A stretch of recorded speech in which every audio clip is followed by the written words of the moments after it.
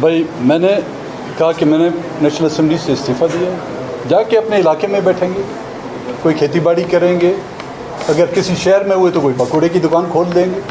आप लोग आए या कोई हमारे पार्लियामेंटेरियन आए, उनको तो तीखी मिर्ची के पकौड़े खिलाएंगे हम। अपनी दुकान से कोई नहीं खरीदेगा।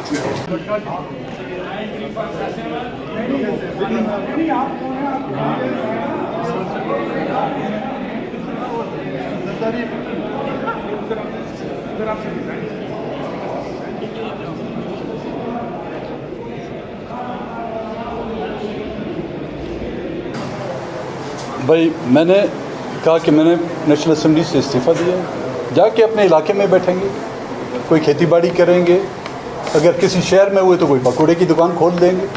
आप लोग आए या कोई हमारे पार्लियामेंटेरियन आए, उनको तो तीखी मिर्ची के पकौड़े खिलाएंगे हम। अपनी दुकान से कोई नहीं खरीदेगा।